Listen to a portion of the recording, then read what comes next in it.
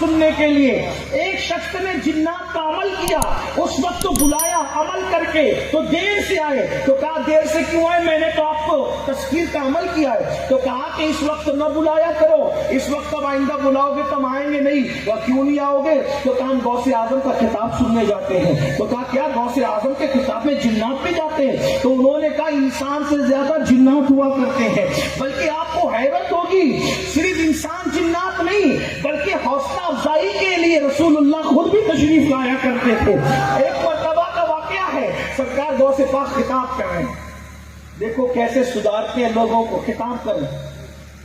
اب خطاب یہاں بھی ہو رہا ہے، ادی کیا پتنی کا شوربہ کیا، اپنی اوقات کیا، اس میں کچھ ایسے ہی بھائی لوگوں نے کسی کو استنجا لگی ہو، اب استنجا لگی تو اٹھ کے جائیں گا نا آدمی، صحیح؟ اور اگر اٹھ کے جاتے تو کچھ شرماتے بھی ہے کہ وہ بھی جائے، مولانا ٹوک دے تو کیا ہوگا، ہے نا؟ حالانکہ اس کی ضرورت، اس کو جانا چاہیے اٹھ کے بہرحال۔ تو آپ کے قریبی مرید شیخ علی ابن ہیتی، ان کو استنجا کی حاجت بھی، سرکار غوث پاک نے اپنی چادر ان کے سر پہ ڈالی۔ جیسے سر پہ چادر ڈالی تو کیا دیکھا کہ وہ محفل میں نہیں ہے بلکہ ایک جنگل میں، جنگل میں دیکھا تو جلدی سے حاجت پوری کر لی دریا کے کنارے۔ لیکن اس وقت اپنی چادر انہوں نے درخت سے لگی، حاجت پوری ہوئی تو جیسے ان کے سر سے چادر ہٹی گئی محفل میں، اب حاجت ختم، وضو کے آثار اعضائے وضو پر ظاہر تھے، لیکن کل تو تھا کہ یہ میری چادر تو وہاں چھوٹ گئی، میری چادر تو وہاں چھوٹ گئی، اب تو میں حاجت سے فارغ ہو گیا ہوں، یہ قیامت دیکھی۔ پھر چادر ڈالی وہیں پایا، پھر گئی وہاں چادر اٹھا لی، پھر چادر ہٹا لی۔ یہ دوستوں ایک دن وہی شیخ علی ابن ہیتی بیان سنتے سنتے سو رہے، نیند آ گئی۔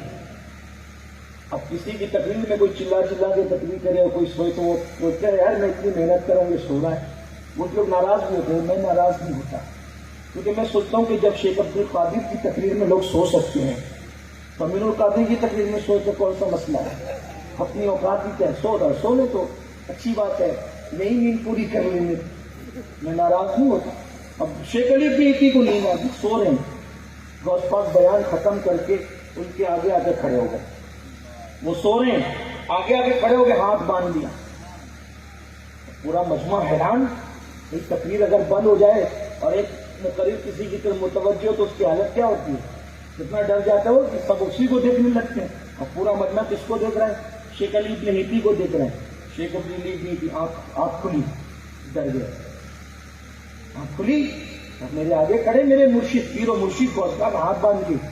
لوگوں نے کہا حضور آپ ان کے آگے ہاتھ باندھ کے کھڑے تھے، اس سے پوچھو کیوں کھڑا تھا، کیا دیکھ رہا تھا پوچھو۔ شیخ علی ابن ہیتی نے کہا میں آنکھ بند کر کے سو رہا تھا، اس وقت اس محفل میں رسول اللہ تشریف لائے تھے، تو میں حضور کو خواب میں دیکھ رہا تھا، مسکرا کے کہا یہ سوتے سوتے دیکھ رہا تھا، میں جاگتے جاگتے دیکھ رہا تھا۔ سرکار غوث اعظم خود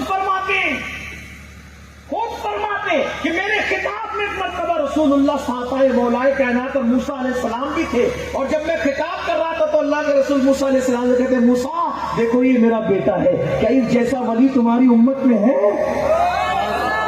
جس پر میرے آقا ناز کرے وہ غوث اعظم ہے، کیا اس جیسا ولی تمہاری امت میں ہے؟ حضرت موسیٰ علیہ السلام نے کہا نہیں یا رسول اللہ، میری امت میں کیا کسی بھی امت میں اس جیسا ولی ہے ہی نہیں۔